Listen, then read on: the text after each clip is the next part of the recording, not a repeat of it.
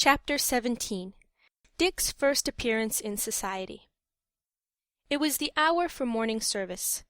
The boys followed Mr. Grayson into the handsome church, and were assigned seats in his own pew. There were two persons already seated in it, a good-looking lady of middle age, and a pretty little girl of 9. They were Mrs. Grayson and her only daughter Ida. They looked pleasantly at the boys as they entered, smiling a welcome to them. The morning service commenced. It must be acknowledged that Dick felt rather awkward. It was an unusual place for him, and it need not be wondered at that he felt like a cat in a strange garret. He would not have known when to rise if he had not taken notice of what the rest of the audience did, and followed their example. He was sitting next to Ida, and as it was the first time he had ever been near so well-dressed a young lady, he naturally felt bashful. When the hymns were announced, Ida found the place, and offered a hymn-book to our hero. Dick took it awkwardly, but his studies had not yet been pursued far enough for him to read the words readily. However, he resolved to keep up appearances, and kept his eyes fixed steadily on the hymn-book. At length the service was over. The people began to file slowly out of church, and among them, of course, Mr. Grayson's family and the two boys. It seemed very strange to Dick to find himself in such different companionship from which he had been accustomed, and he could not help thinking, "Wonder what Johnny Nolan would say if he could see me now."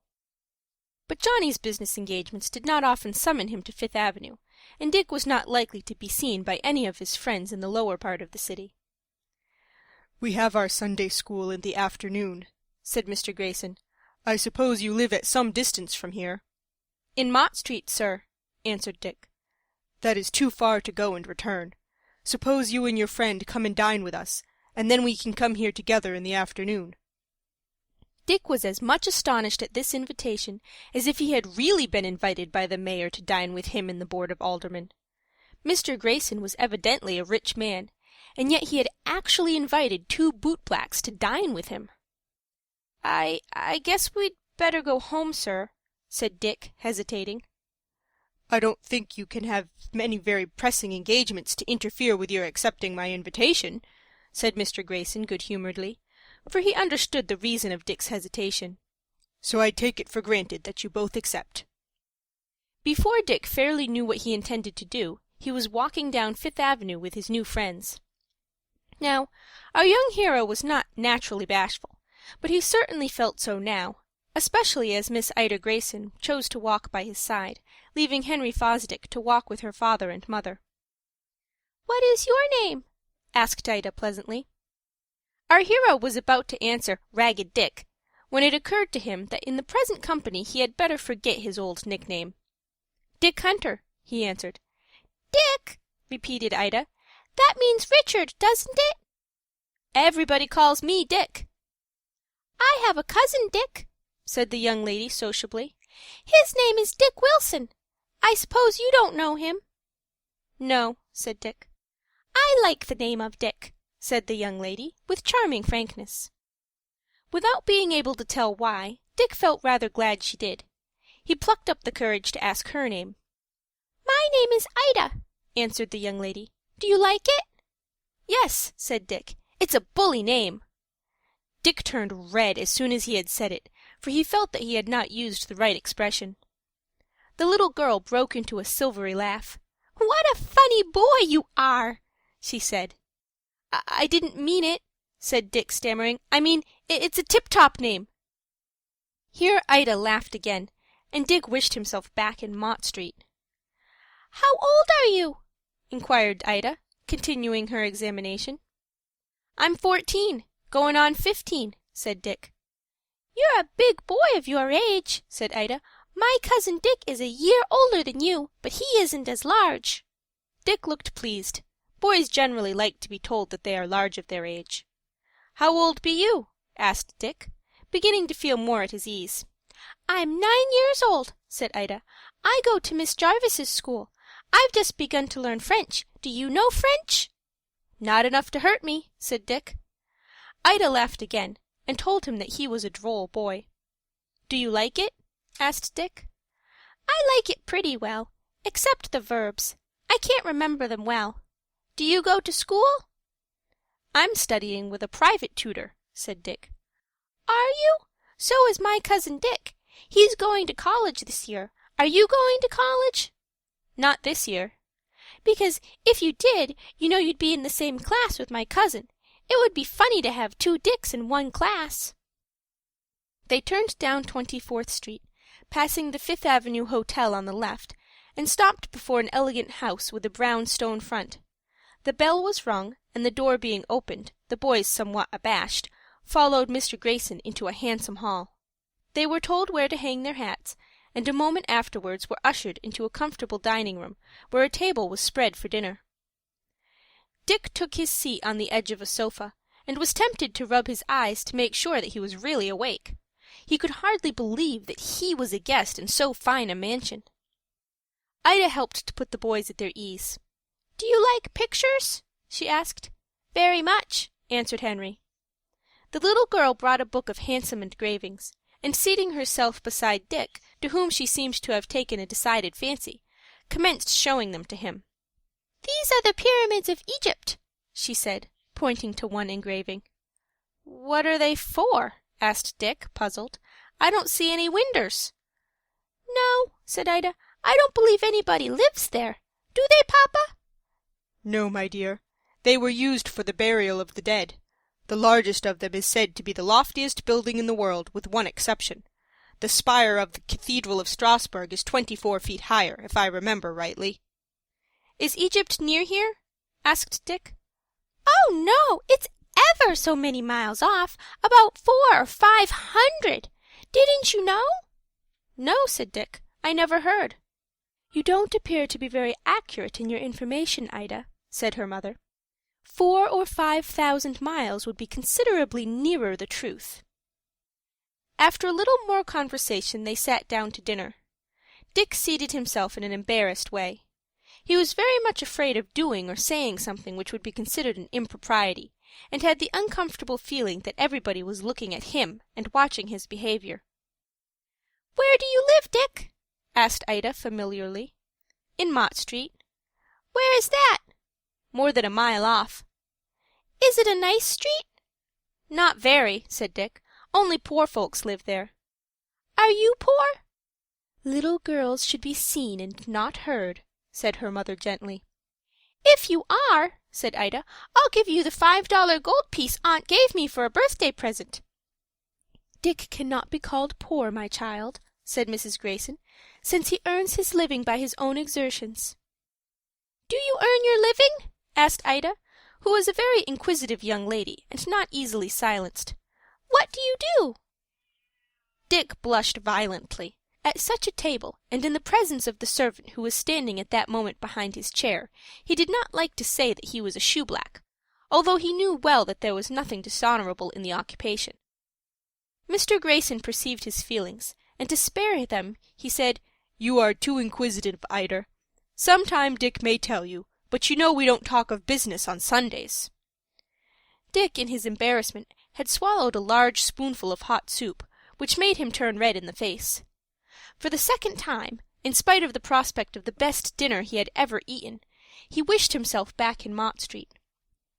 Henry Fosdick was more easy and unembarrassed than Dick, not having led such a vagabond and neglected life. But it was to Dick that Ida chiefly directed her conversation, having apparently taken a fancy to his frank and handsome face. I believe I have already said that Dick was a very good-looking boy, especially now since he kept his face clean. He had a frank, honest expression, which generally won its way to the favor of those with whom he came in contact. Dick got along pretty well at the table by dint of noticing how the rest acted, but there was one thing he could not manage, eating with his fork, which, by the way, he thought a very singular arrangement. At length they arose from the table, somewhat to Dick's relief. Again Ida devoted herself to the boys, and exhibited a profusely illustrated Bible for their entertainment. Dick was interested in looking at the pictures, though he knew very little of their subjects. Henry Fosdick was much better informed, as might have been expected. When the boys were about to leave the house with Mr. Grayson for the Sunday school, Ida placed her hand in Dick's, and said persuasively, "You'll come again, Dick, won't you?" "Thank you," said Dick. "I'd like to." and he could not help thinking Ida the nicest girl he had ever seen. "Yes," said Mrs. Grayson hospitably. "We shall be glad to see you both here again." "Thank you so much," said Henry Fosdick gratefully. "We should like very much to come." I will not dwell upon the hour spent in Sunday school, nor upon the remarks of Mr. Grayson to his class. He found Dick's ignorance of religious subjects so great that he was obliged to begin at the beginning with him. Dick was interested in hearing the children sing, and readily promised to come again the next Sunday. When the service was over, Dick and Henry walked homewards. Dick could not help letting his thoughts rest on the sweet little girl who had given him so cordial a welcome, and hoping that he might meet her again. "Mr. Grayson is a nice man, isn't he, Dick?" asked Henry, as they were turning into Mott Street, and were already in sight of their lodging-house. "Ain't he, though?" said Dick. "He treated us just as if we were young gentlemen." "Ida seemed to take a great fancy to you." "She's a tip-top girl," said Dick, "but she asked so many questions that I didn't know what to say." He had scarcely finished speaking when a stone whizzed by his head, and turning quickly he saw Micky Maguire running around the corner of the street which they had just passed. Chapter 17. Chapter 18. Micky Maguire's Second Defeat. Dick was no coward, nor was he in the habit of submitting passively to an insult. When, therefore, he recognized Micky as his assailant, he instantly turned and gave chase. Micky anticipated pursuit, and ran at his utmost speed. It is doubtful if Dick would have overtaken him, but Micky had the ill luck to trip just as he had entered a narrow alley, and falling with some violence, received a sharp blow from the hard stones, which made him scream with pain. "Ow!" he whined. "Don't you hit a feller when he's down."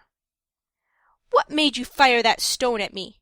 demanded our hero, looking down at the fallen bully. "Just for fun," said Micky. "It would have been a very agreeable s'prise if it had hit me," said Dick. "S'posin' I fire a rock at you just for fun." "Don't!" exclaimed Micky in alarm. "It seems you don't like agreeable s'prises," said Dick, "any more'n the man did what got hooked by a cow one morning before breakfast. It didn't improve his appetite much."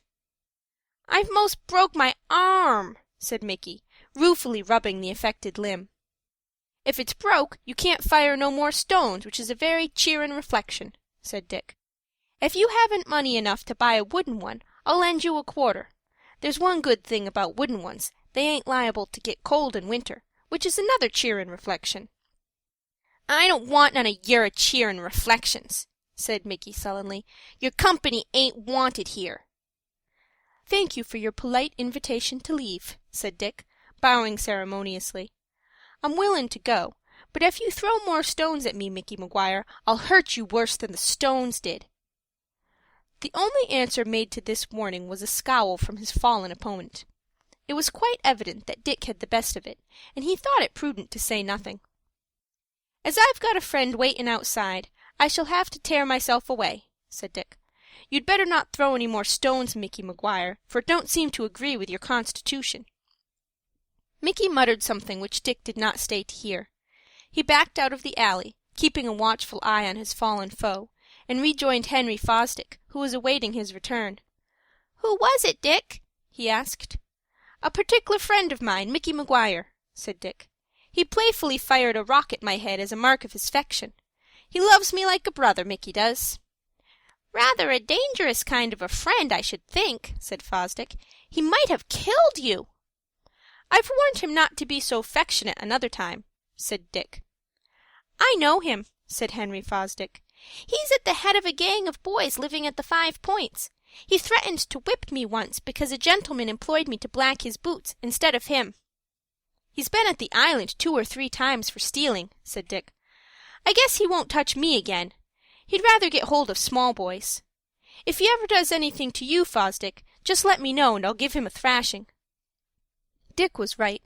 Micky Maguire was a bully, and like most bullies did not fancy tackling boys whose strength was equal or superior to his own. Although he hated Dick more than ever because he thought our hero was putting on airs, he had too lively a remembrance of his strength and courage to venture upon another open attack. He contented himself, therefore, whenever he met Dick, with scowling at him. Dick took this very philosophically, remarking that if it was soothin' to Micky's feelings, he might as well go ahead, as it didn't hurt him much. It will not be necessary to chronicle the events of the next few weeks. A new life had commenced for Dick. He no longer haunted the gallery of the Old Bowery, and even Tony Pastor's hospitable doors had lost their old attractions. He spent 2 hours every evening in study. His progress was astonishingly rapid. He was gifted with a natural quickness, and he was stimulated by the desire to acquire a fair education as a means of growing up spectable, as he termed it. Much was due also to the patience and perseverance of Henry Fosdick, who made a capital teacher. "You're improving wonderfully, Dick," said his friend one evening, when Dick had read an entire paragraph without a mistake. "Am I?" said Dick, with satisfaction. "Yes. If you'll buy a writing book tomorrow, we can begin writing tomorrow evening." "What else do you know, Henry?" asked Dick. "Arithmetic and geography and grammar." "What a lot you know!" said Dick, admiringly. "I don't know any of them," said Fosdick. "I've only studied them. I wish I knew a great deal more." "I'll be satisfied when I know as much as you," said Dick. "It seems a great deal to you now, Dick, but in a few months you'll think differently. The more you know, the more you'll want to know." "Then there ain't any end to learnin'?" said Dick. "No." "Well," said Dick, "I guess I'll be as much as 60 before I know everything." "Yes, as old as that, probably," said Fosdick, laughing. "Anyway, you know too much to be blacking boots. Leave that to ignorant chaps like me." "You won't be ignorant long, Dick." "You ought to get into some office or countin' room." "I wish I could," said Fosdick, earnestly. "I don't succeed very well at blacking boots. You make a great deal more than I do." "That's 'cause I ain't troubled with bashfulness," said Dick. "Bashfulness ain't as natural to me as it is to you. I'm always on hand, as the cat said to the milk. You'd better give up shines, Fosdick, and give your attention to mercantile pursuits." "I've thought of trying to get a place," said Fosdick, "but no one would take me with these clothes." And he directed his glance to his well-worn suit, which he kept as neat as he could, but which, in spite of all of his care, began to show decided marks of use. There was also here and there a stain of blacking upon it, which, though an advertisement of his profession, scarcely added to its good appearance. "I almost wanted to stay at home from Sunday school last Sunday," he continued, "because I thought everybody would notice how dirty and worn my clothes had got to be." "If my clothes wasn't 2 sizes too big for you," said Dick, generously, "I'd change. You'd look as if you'd got into your great-uncle's suit by mistake."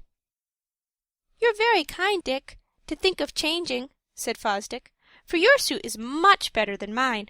But I don't think that mine would suit you very well. The pants would show a little more of your ankles than is the fashion, and you couldn't eat a very hearty dinner without bursting the buttons off the vest." "That wouldn't be very convenient," said Dick. "I ain't fond of lacin' to show my elegant figure. But I say," he added, with a sudden thought, "how much money have we got in the savings bank?" Fosdick took a key from his pocket, and went to the drawer in which the bank books were kept, and opening it, brought them out for inspection. It was found that Dick had the sum of $18.90 placed to his credit, while Fosdick had $6.45.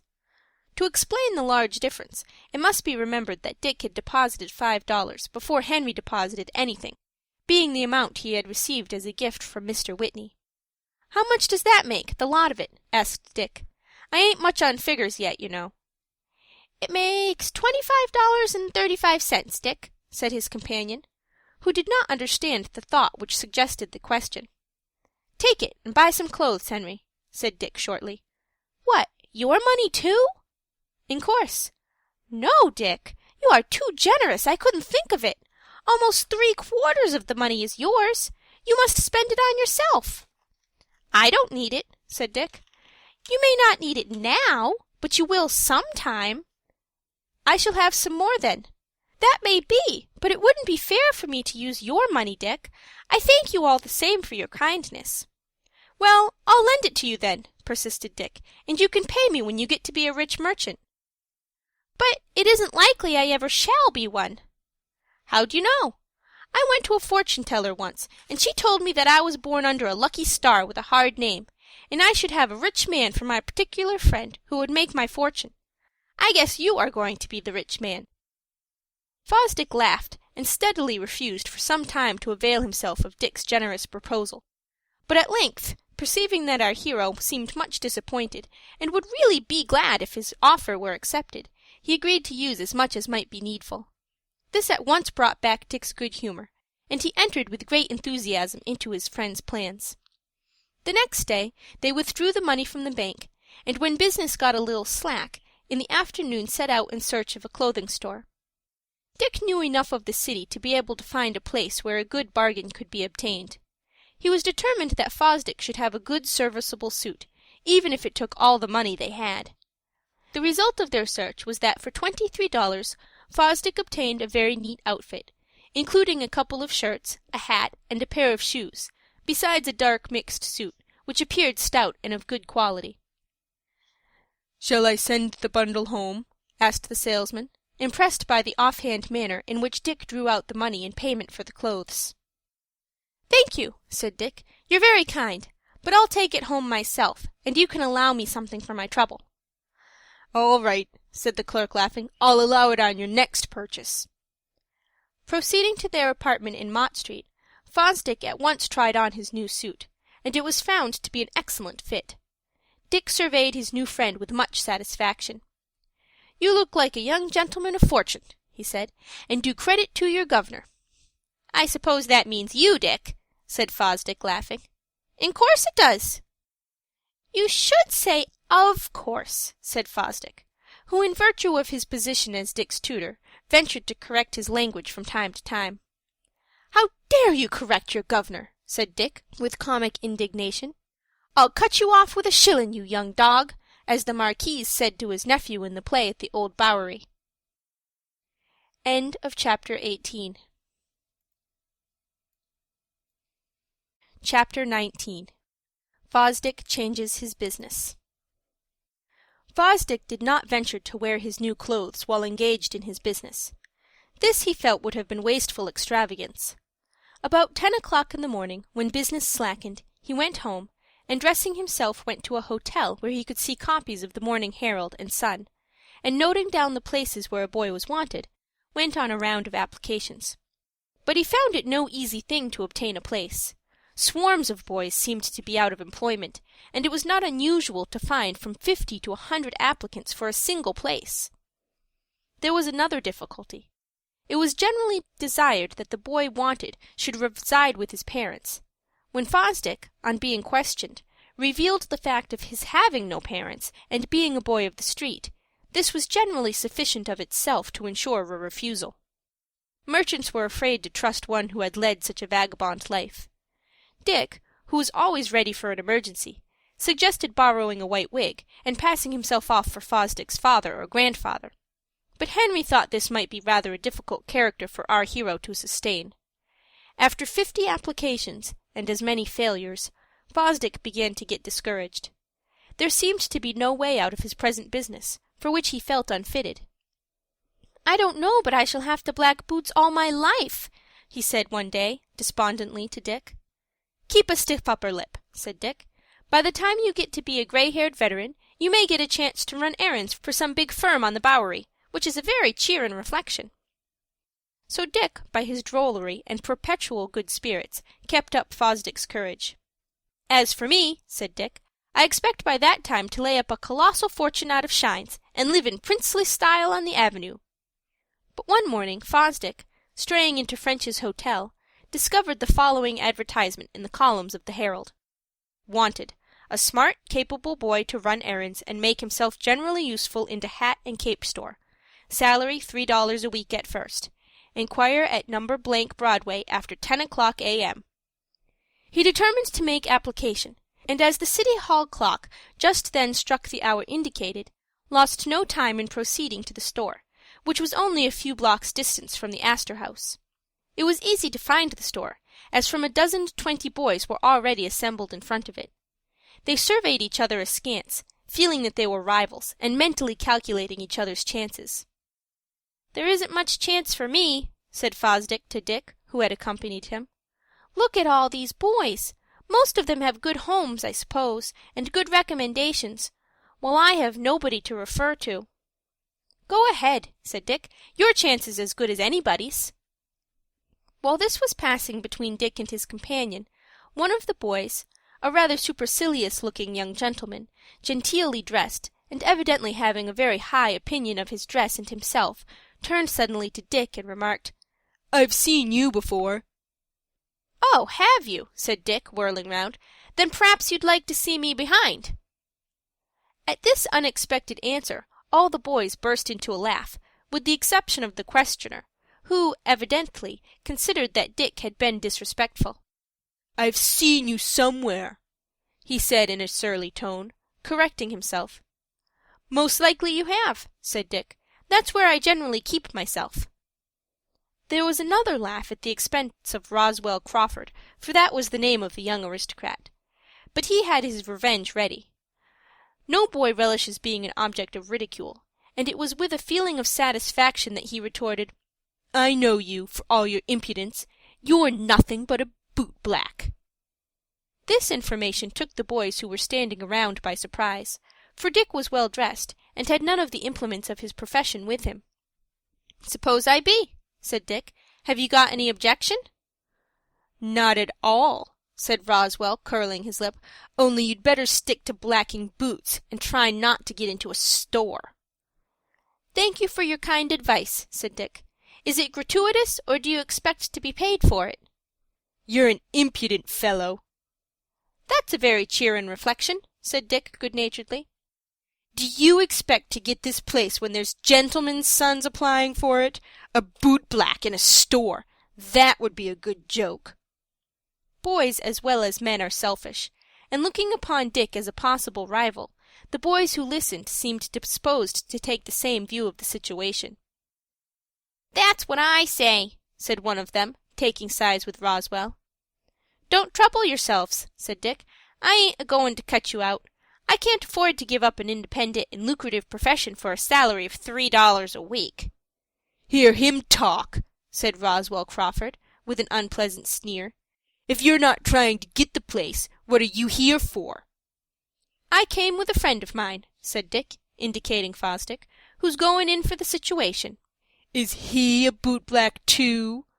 demanded Roswell, superciliously. "Ha!" retorted Dick, loftily. "Didn't you know his father was a member of Congress, and intimately acquainted with all the biggest men in the state?" The boys surveyed Fosdick as if they did not quite know whether to credit this statement, which, for the credit of Dick's veracity, it will be observed he did not assert, but only propounded in the form of a question. There was no time for comment, however, as just then the proprietor of the store came to the door, and casting his eyes over the waiting group, singled out Roswell Crawford and asked him to enter. "Well, my lad, how old are you?" 14 years old, said Roswell, consequentially. "Are your parents living?" "Only my mother. My father is dead. He was a gentleman," he added complacently. "Oh, was he?" said the shopkeeper. "Do you live in the city?" "Yes, sir, in Clinton Place." "Have you ever been in a situation before?" Yes, sir," said Roswell, a little reluctantly. "Where was it?" "In an office on Day Street." "How long were you there?" "A week." "It seems to me that was a short time. Why did you not stay longer?" "Because," said Roswell, loftily, "the man wanted me to get to the office at 8 o'clock and make the fire. I'm a gentleman's son, and not used to such dirty work." "Indeed," said the shopkeeper. "Well, young gentleman, you may step aside a few minutes. I will speak with some of the other boys before making my selection." Several other boys were called in and questioned. Roswell stood by and listened with an air of complacency. He could not help thinking his chances the best. "The man can see I'm a gentleman, and will do credit to his store," he thought. At length it came to Fosdick's turn. He entered with no very sanguine anticipations of success. Unlike Roswell, he set a very low estimate upon his qualifications when compared with those of other applicants. But his modest bearing and quiet, gentlemanly manner, entirely free from pretension, prepossessed the shopkeeper, who was a sensible man, in his favor. "Do you reside in the city?" he asked. Yes, sir, said Henry. What is your age? 12. Have you ever been in any situation? No, sir. I should like to see a specimen of your handwriting. Here, take the pen and write your name. Henry Fosdick had a very handsome handwriting for a boy of his age, while Roswell, who had submitted to the same test, could do little more than scrawl. Do you live with your parents? No, sir. They are dead. Where do you live, then? In Mott Street. Roswell curled his lip when the name was pronounced, for Mott Street, as my New York readers know, is in the immediate neighborhood of the 5 Points, and very far from a fashionable locality. Have you any testimonials to present? asked Mr. Henderson, for that was his name. Fosdick hesitated. This was the question which he had foreseen would give him trouble. But at this moment it happened most opportunely that Mr. Grayson entered the shop with the intention of buying a hat. Yes, said Fosdick promptly. I will refer to this gentleman. How do you do, Fosdick? asked Mr. Grayson, noticing him for the first time. How do you happen to be here? I am applying for a place, sir, said Fosdick. May I refer the gentleman to you? Certainly. I shall be glad to speak a good word of you. Mr. Henderson, this is a member of my Sunday school class, of whose good qualities and good abilities I can speak confidently. That will be sufficient, said the shopkeeper, who knew Mr. Grayson's high character and position. He could have no better recommendation. You may come to the store tomorrow morning at 7:30. The pay will be $3 a week for the first 6 months. If I am satisfied with you, I shall then raise it to $5. The other boys looked disappointed, but none more so than Roswell Crawford. He would have cared less if any one else had obtained the situation, but for a boy who lived in Mott Street to be preferred to him, a gentleman's son, he considered indeed humiliating. In a spirit of petty spite he was tempted to say, "He's a boot-black. Ask him if he isn't." "He's an honest and intelligent lad," said Mr. Grayson. "As for you, young man, I only hope you have 1/2 his good qualities." Roswell Crawford left the store in disgust, and the other unsuccessful applicants with him. "What luck, Fosdick?" asked Dick eagerly, as his friend came out of the store. "I've got the place," said Fosdick, in accents of satisfaction. "But it was only because Mr. Grayson spoke up for me." "He's a trump," said Dick enthusiastically. The gentleman so denominated came out before the boys went away, and spoke with them kindly. Both Dick and Henry were highly pleased at the success of the application. The pay would indeed be small, but, expended economically, Fosdick thought he could get along on it, receiving his room rent, as before, in return for his services as Dick's private tutor. Dick determined, as soon as his education would permit, to follow his companion's example. "I don't know as you'll be willing to room with a boot-black," he said to Henry, "now you're going into business." "I couldn't room with a better friend, Dick," said Fosdick affectionately, throwing his arm around our hero. "When we part, it'll be because you wish it." So Fosdick entered upon a new career. End of Chapter 19. Chapter 20. 9 months later. The next morning Fosdick rose early, put on his new suit, and after getting breakfast, set out for the Broadway store in which he had obtained a position. He left his little blacking box in the room. "It'll do to brush my own shoes," he said. "Who knows but I may have to come back to it again?" "No danger," said Dick. "I'll take care of the feet, and you'll have to look after the heads, now you're in a hat store." "I wish you had a place, too," said Fosdick. "I don't know enough yet," said Dick. "Wait till I've graduated." "And can put A.B. after your name." "What's that?" "It stands for Bachelor of Arts. It's a degree that students get when they graduate from college." "Oh," said Dick. "I didn't know but it meant a boot-black. I can put that after my name now. Wouldn't Dick Hunter, A.B., sound tip-top?" "I must be going," said Fosdick. "It won't do for me to be late the very first morning." "That's the difference between you and me," said Dick. "I'm my own boss, and there ain't no one to find fault with me if I'm late. But I might as well be going, too. There's a gent as come down to his store pretty early that generally wants a shine." The two boys parted at the park.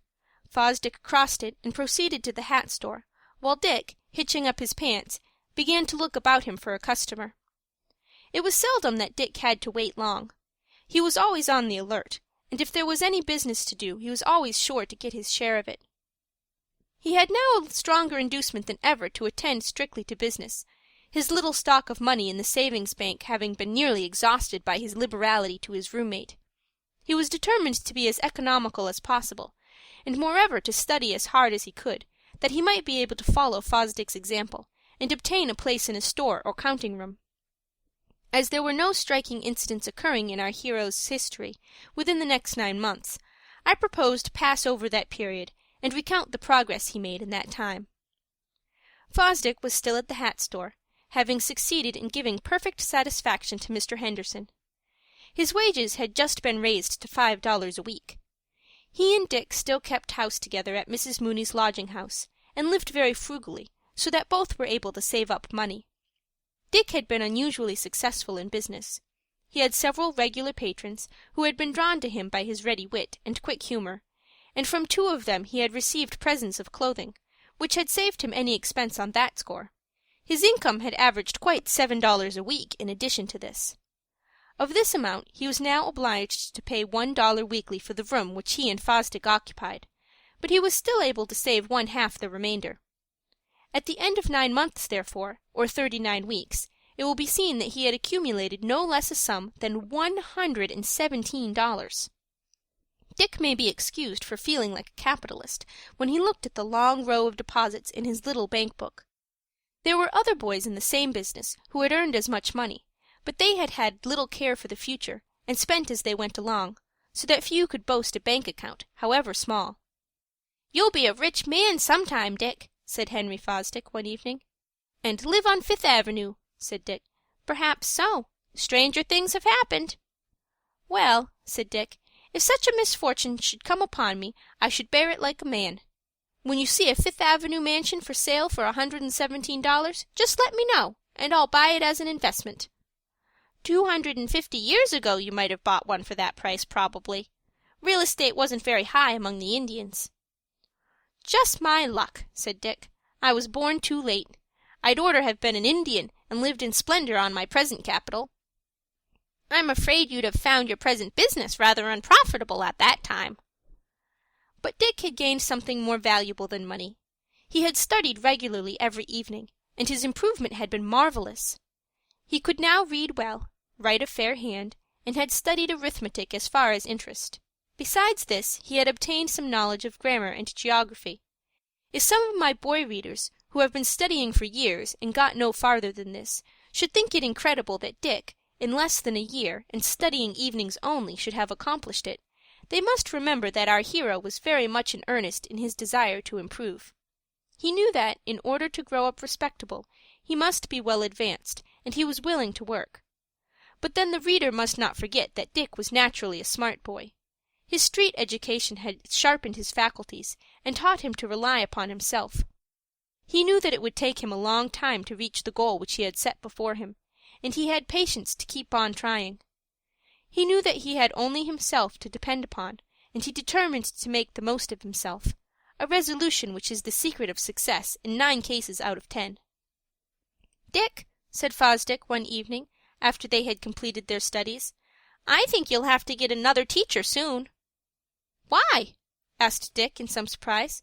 "Have you been offered a more lucrative position?" "No," said Fosdick, "but I find I have taught you all I know myself. You are now as good a scholar as I am." "Is that true?" said Dick, eagerly, a flush of gratification coloring his brown cheek. "Yes," said Fosdick. "You've made wonderful progress. I propose, now that evening schools have begun, that we join one, and study together through the winter." "All right," said Dick. "I'd be willing to go now, but when I first began to study I was ashamed to have anybody know that I was so ignorant. Do you really mean, Fosdick, that I know as much as you?" "Yes, Dick, it's true." "Then I've got you to thank for it," said Dick earnestly. "You've made me what I am." "And haven't you paid me, Dick?" "By payin' the room rent," said Dick impulsively. "What's that? It isn't half enough.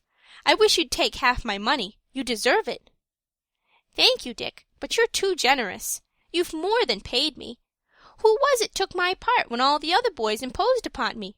And who gave me money to buy clothes, and so got me my situation?" "Oh, that's nothing," said Dick. "It's a great deal, Dick. I shall never forget it. But now it seems to me you might try to get a situation yourself." "Do I know enough?" "You know as much as I do." "Then I'll try," said Dick decidedly.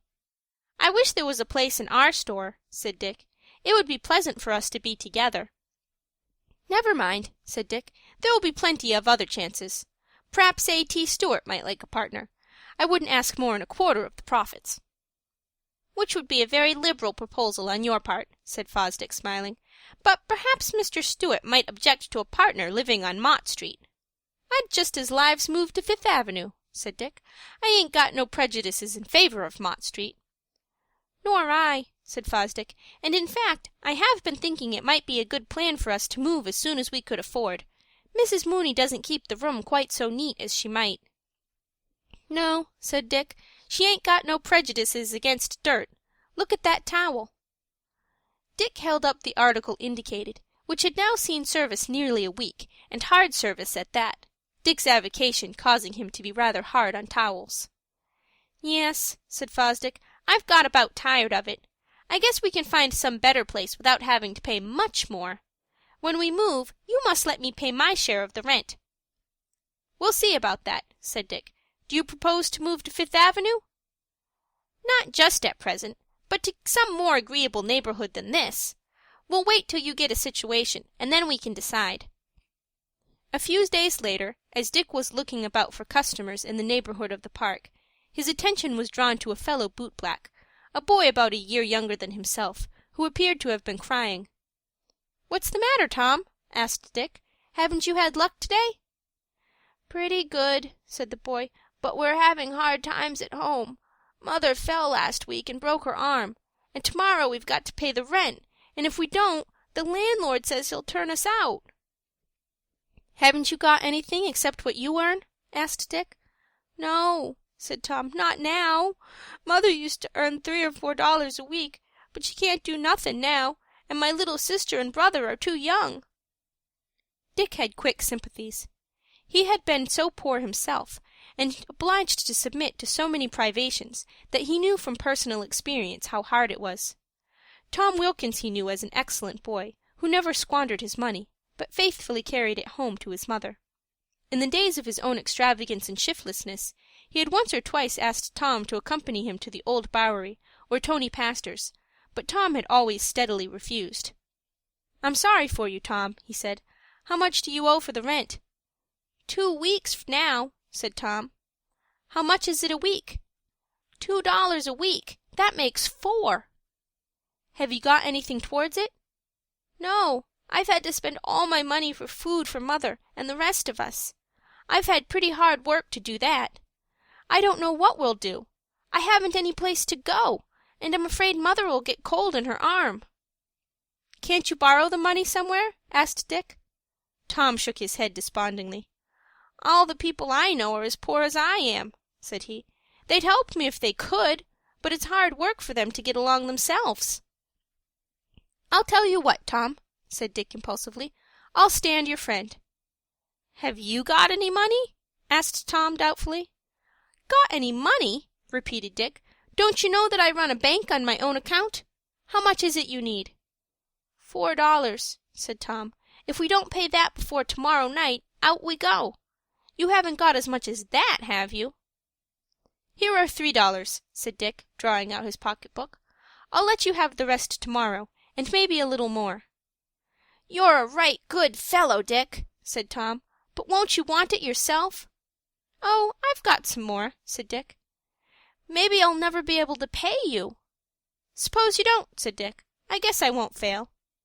"I won't forget it, Dick. I hope I'll be able to do something for you sometime." "All right," said Dick. "I'd ought to help you. I haven't got no mother to look out for. I wish I had." There was a tinge of sadness in his tone as he pronounced the last 4 words, but Dick's temperament was sanguine, and he never gave way to unavailing sadness. Accordingly, he began to whistle as he turned away, only adding, "I'll see you tomorrow, Tom." The $3 which Dick had handed to Tom Wilkins were his savings for the present week. It was now Thursday afternoon. His rent, which amounted to $1, he expected to save out of the earnings of Friday and Saturday. In order to give Tom the additional assistance he had promised, Dick would be obliged to have recourse to his bank savings. He would not have ventured to trench upon it for any other reason but this. But he felt that it would be selfish to allow Tom and his mother to suffer when he had it in his power to relieve them. But Dick was destined to be surprised, and that in a disagreeable manner, when he reached home. End of chapter 20.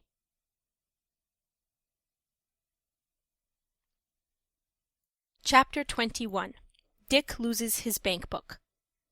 It was hinted at the close of the last chapter that Dick was destined to be disagreeably surprised on reaching home.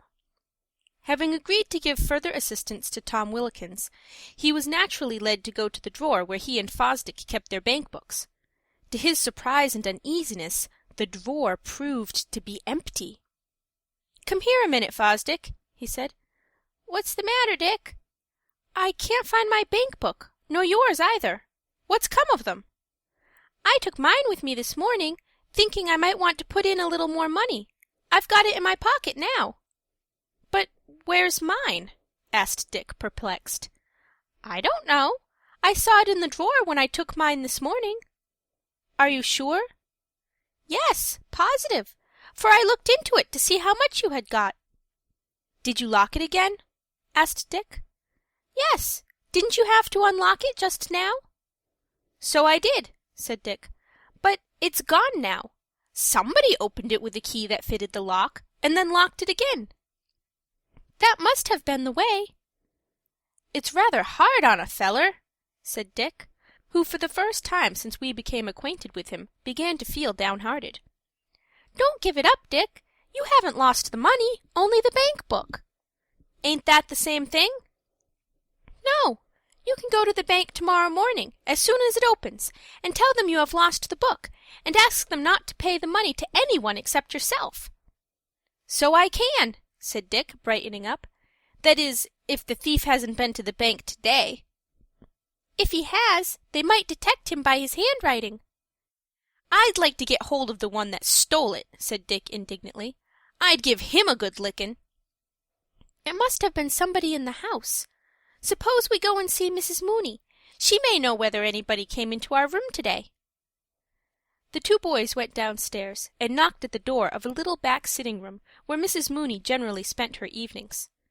It was a shabby little room, with a threadbare carpet on the floor, the walls covered with a certain large-figured paper, patches of which had been stripped off here and there, exposing the plaster, the remainder being defaced by dirt and grease. But Mrs. Mooney had one of those comfortable temperaments which are tolerant of dirt, and didn't mind it in the least. She was seated beside a small pine work-table, industriously engaged in mending stockings. "Good evening, Mrs. Mooney," said Fosdick politely. "Good evening," said the landlady. "Sit down, if you can find chairs. I'm hard at work, as you see, but a poor lone widder can't afford to be idle." "We can't stop long, Mrs. Mooney, but my friend here has had something taken from his room to-day, and we thought we'd come and see you about it." "What is it?" asked the landlady. "You don't think I'd take anything. If I am poor, it's an honest name I've always had, as all my lodgers can testify." "Certainly not, Mrs. Mooney. But there are others in the house that may not be honest. My friend has lost his bank book. It was safe in the drawer this morning, but to-night it is not to be found." "How much money was there in it?" asked Mrs. Mooney. "Over $100, said Fosdick. "It was my whole fortune," said Dick. "I was going to buy a house next year." Mrs. Mooney was evidently surprised to learn the extent of Dick's wealth, and was disposed to regard him with increased respect. "Was the drawer locked?" she asked. "Yes." "Then it couldn't have been Bridget. I don't think she has any keys." "She wouldn't know what a bank book was," said Fosdick. "You didn't see any of the lodgers go into our room to-day, did you?" "I shouldn't wonder if it was Jim Travis," said Mrs. Mooney suddenly. This James Travis was a bartender in a low groggery in Mulberry Street, and had been for a few weeks an inmate of Mrs. Mooney's lodging-house. He was a coarse-looking fellow who, from his appearance, evidently patronized liberally the liquor he dealt out to others. He occupied a room opposite Dick's, and was often heard by the two boys reeling upstairs in a state of intoxication, uttering shocking oaths. This Travis had made several friendly overtures to Dick and his roommate, and had invited them to call round at the bar-room where he tended and take something. But this invitation had never been accepted, partly because the boys were better engaged in the evening, and partly because neither of them had taken a fancy to Mr. Travis, which certainly was not strange, for nature had not gifted him with many charms, either of personal appearance or manners. The rejection of his friendly proffers had caused him to take a dislike to Dick and Henry, whom he considered stiff and unsocial. "What makes you think it was Travis?" asked Fosdick. "He isn't at home in the daytime." "But he was today. He said he had a bad cold and had to come home for a clean handkerchief." "Did you see him?" asked Dick. "Yes," said Mrs. Mooney. "Bridget was out hanging clothes, and I went to the door to let him in." "I wonder if he had a key that would fit our drawer," said Fosdick. "Yes," said Mrs. Mooney. "The bureaus in the 2 rooms are just alike. I got 'em at auction, and most likely the locks is the same." "It must have been he," said Dick, looking towards Fosdick. "Yes," said Fosdick, "it looks like it." "What's to be done? That's what I'd like to know," said Dick. "Of course he'll say he hasn't got it, and he won't be such a fool as to leave it in his room." "If he hasn't been to the bank, it's all right," said Fosdick. "You can go there the first thing tomorrow morning, and stop their paying any money on it." "But I can't get any money on it myself," said Dick. "I told Tom Wilkins I'd let him have some more money tomorrow, or his sick mother'll have to turn out of their lodgin's." "How much money were you going to give him?" "I gave him $3 today, and was going to give him $2 tomorrow." "I've got the money, Dick. I didn't go to the bank this morning." "All right, I'll take it and pay you back next week." "No, Dick. If you've given $3, you must let me give 2. "No, Fosdick, I'd rather give the whole. You know I've got more money than you." "No, I haven't either," said Dick, the memory of his loss flashing upon him. "I thought I was rich this morning, but now I'm in destitute circumstances." "Cheer up, Dick. You'll get your money back." "I hope so," said our hero, rather ruefully. The fact was that our friend Dick was beginning to feel what is so often experienced by men who do business of a more important character and on a larger scale than he, the bitterness of a reverse of circumstances. With $100 and over carefully laid away in the savings bank, he had felt quite independent. Wealth is comparative, and Dick probably felt as rich as many men who are worth $100,000. He was beginning to feel the advantages of his steady self-denial, and to experience the pleasures of property. Not that Dick was likely to be unduly attached to money. Let it be said to his credit that it had never given him so much satisfaction as when it enabled him to help Tom Wilkins in his trouble. Besides this, there was another thought that troubled him. When he obtained a place, he could not expect to receive as much as he was now making from blacking boots, probably not more than $3 a week, while his expenses without clothing would amount to $4. To make up the deficiency, he had confidently relied upon his savings, which would be sufficient to carry him along for a year if necessary. If he should not recover his money, he would be compelled to continue a bootblack for at least 6 months longer, and this was rather a discouraging reflection. On the whole, it is not to be wondered at that Dick felt unusually sober this evening, and that neither of the boys felt much like studying. The 2 boys consulted as to whether it would be best to speak to Travis about it. It was not altogether easy to decide. Fosdick was opposed to it. "It will only put him on his guard," said he, "and I don't see as it will do any good. Of course he will deny it. We'd better keep quiet and watch him, and by giving notice at the bank, we can make sure that he doesn't get any money on it. If he does present himself at the bank, they will know at once that he is a thief, and he can be arrested." This view seemed reasonable, and Dick resolved to adopt it. On the whole, he began to think prospects were brighter than he had at first supposed, and his spirits rose a little. "How'd he know I had any bank book? That's what I can't make out," he said. "Don't you remember?" said Fosdick, after a moment's thought. "We were speaking of our savings 2 or 3 evenings since." "Yes," said Dick. "Our door was a little open at the time, and I heard somebody come upstairs and stop a minute in front of it. It must have been Jim Travis. In that way he probably found out about your money, and took the opportunity today to get hold of it." This might or might not be the correct explanation. At all events, it seemed probable. The boys were just on the point of going to bed later in the evening, when a knock was heard at the door, and to their no little surprise their neighbor Jim Travis proved to be the caller. He was a sallow-complexioned young man, with dark hair and bloodshot eyes. He darted a quick glance from one to the other as he entered, which did not escape the boys' notice. "How are you tonight?" he said, sinking into one of the 2 chairs with which the room was scantily furnished. "Jolly," said Dick. "How are you?" "Tired as a dog," was the reply. "Hard work and poor pay. That's the way with me. I wanted to go to the theater tonight, but I was hard up and couldn't raise the cash." Here he darted another quick glance at the boys, but neither betrayed anything. "You don't go out much, do you?" he said. "Not much," said Fosdick. "We spend our evenings in study."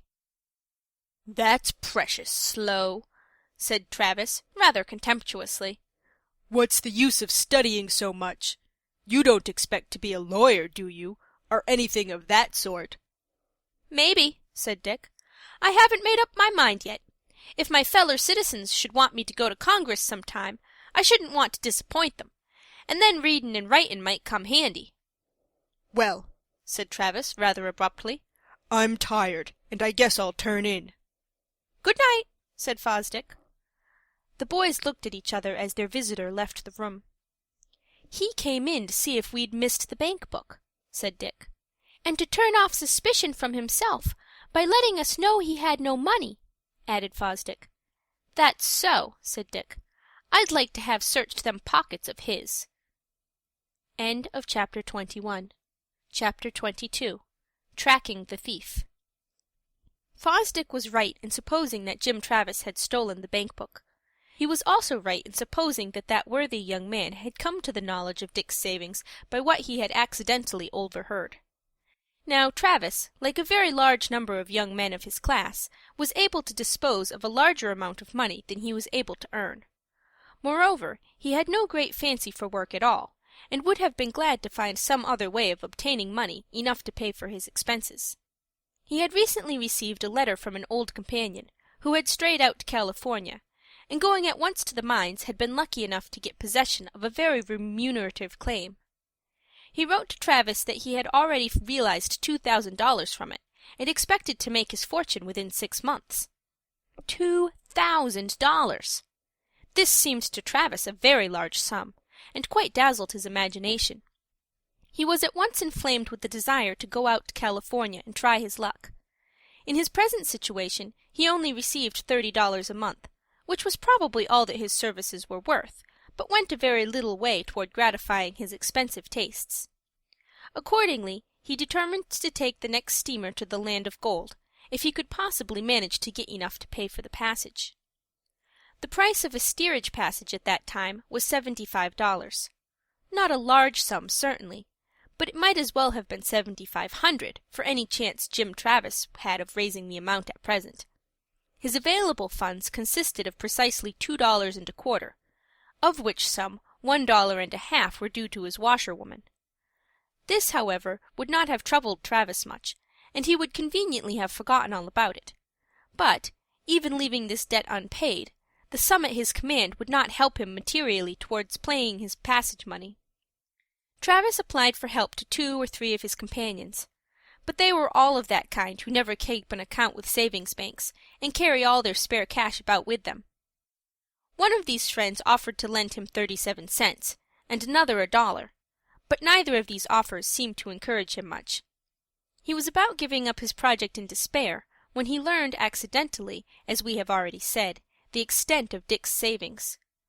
$117!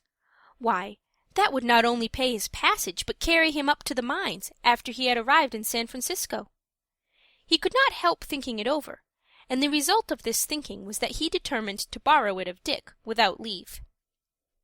Knowing that neither of the boys were in their room in the daytime, He came back in the course of the morning, and being admitted by Mrs. Mooney herself, said, by way of accounting for his presence, that he had a cold, and had come back for a handkerchief. The landlady suspected nothing, and returning at once to her work in the kitchen, left the coast clear. Travis at once entered Dick's room, and as there seemed to be no other place for depositing money, tried the bureau drawers. They were all readily opened except one, which proved to be locked.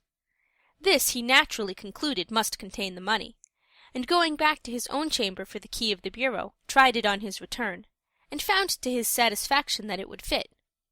When he discovered the bank book, his joy was mingled with disappointment. He had expected to find bank bills instead. This would have saved all further trouble, and would have been immediately available. Obtaining money at the savings bank would involve fresh risk. Travis hesitated whether to take it or not, but finally decided that it would be worth the trouble and hazard. He accordingly slipped the book into his pocket, locked the drawer again, and forgetting all about the handkerchief for which he had come home, went downstairs and into the street. There would have been time to go to the savings bank that day, but Travis had already been absent from his place of business some time, and did not venture to take the additional time required.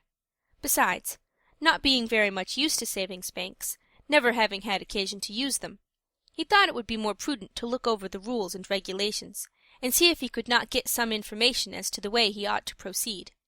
So the day passed, and Dick's money was left in safety at the bank.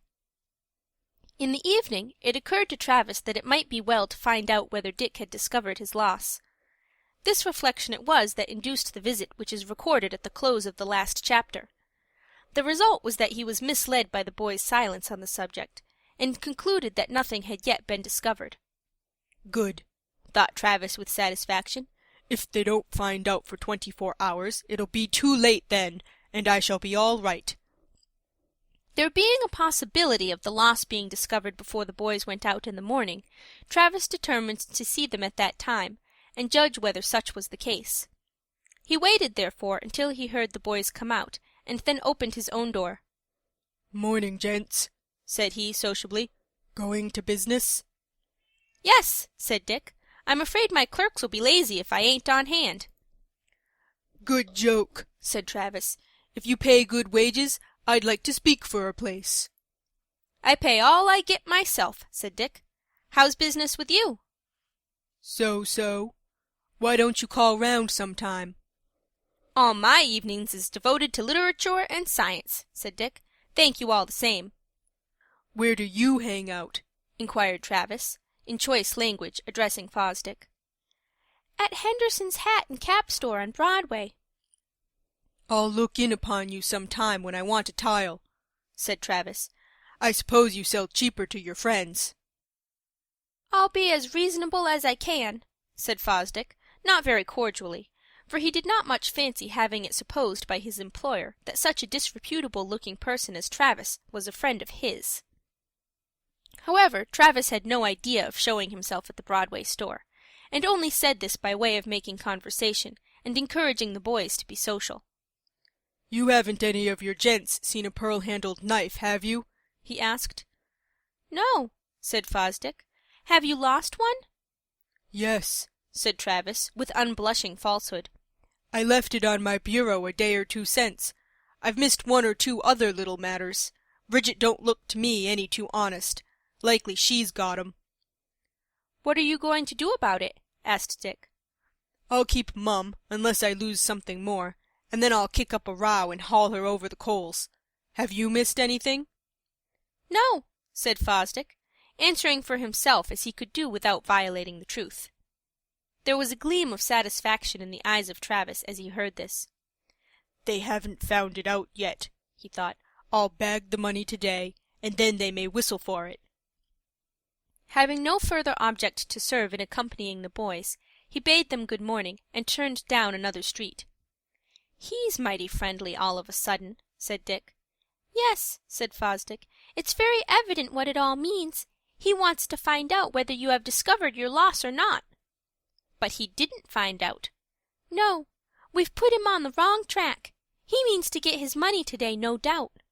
"My money," suggested Dick. "I accept the correction," said Fosdick.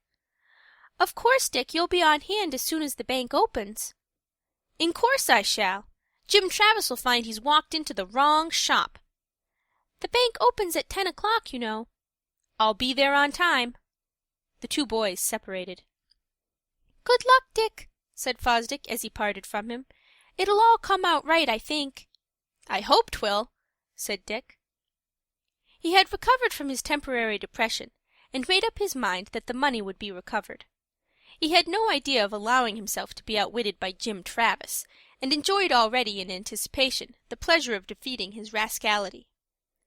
It wanted 2 hours and a half yet to 10 o'clock, and this time to Dick was too precious to be wasted. It was the time of his greatest harvest. He accordingly repaired to his usual place of business, succeeded in obtaining 6 customers, which yielded him 60 cents. He then went to a restaurant and got some breakfast. It was now 9:30, and Dick, feeling that it wouldn't do to be late, left his box in charge of Jimmy Nolan, and made his way to the bank. The officers had not yet arrived, and Dick lingered on the outside, waiting till they should come. He was not without a little uneasiness, fearing that Travis might be as prompt as himself, and finding him there might suspect something, and so escape the snare.